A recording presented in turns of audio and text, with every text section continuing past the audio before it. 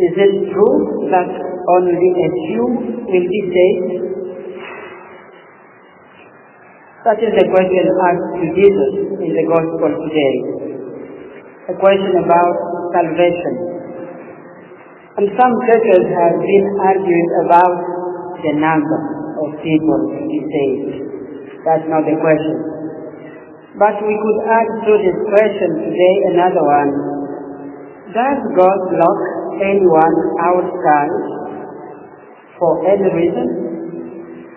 Or rather, are we as humans like a person who hides inside his house and locks the door but places the key outside the door, waiting for another one to find it, push the door and open it?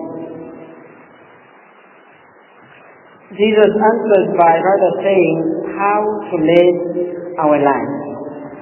Try to enter through the narrow door, because I tell you, many will seek to enter and will not be able. Why does Jesus speak of a narrow door, and what does he mean? A narrow door, is the opposite of a large one. People walk through the wide door when they take salvation for granted, convinced that we are on the right path when we do like many others, like everyone. And people could say, I was baptized as most people in my village, or I attend certain religious celebration because people would be offended if I didn't attend, if they didn't believe. Or I take my children to a Catholic school, or I vote for a Green Party. I do like most of the people of my culture. My choices are dictated by the prevalent culture. So we can ask this question: are we Christians by label or by truth? Let each one answer the question. Never be Christians by label, but in the heart. In that the message. It means living and witnessing to faith in prayer, in works of charity. We are reminded that works of mercy are many. In promoting justice, in being a community that locks the door to no one. As we sang in the opening hymn, we are called to love one another. We are called to act justice. We are called to walk humbly with God. And this is a summary of the kind of life we are called to do.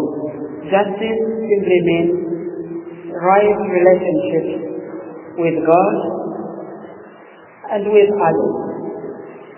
And you know what it means. Wrong relationships. Now we are called to walk in right relationship. The narrow door is that personal commitment to Jesus, regardless what others are saying or doing. And the image of the door in the Gospel calls to mind the door of a house, of the home, where we find safety or love or warmth. And Jesus tells us that there is a door which gives us access to God's family, to the warmth of God's house, communion with God. And this door, the Gospel says it, is Jesus himself. This door, and that is central to our teaching, is never closed. It is always open and to all, without distinction, without exclusion, without privileges, because Jesus does not exclude anyone. A few days ago, a group of our brothers and sisters from West concluded a walking pilgrimage at the Martyrs' Shrine in the Midlands. So before the Mass, they had to walk through the holy door, a door that has been made just for this year of mercy. So I was filming with my phone and could see how people could only go through the door one by one. But all entered through the door, one after another, not as a crowd. So I think really Jesus is saying, relationship with God, our way to salvation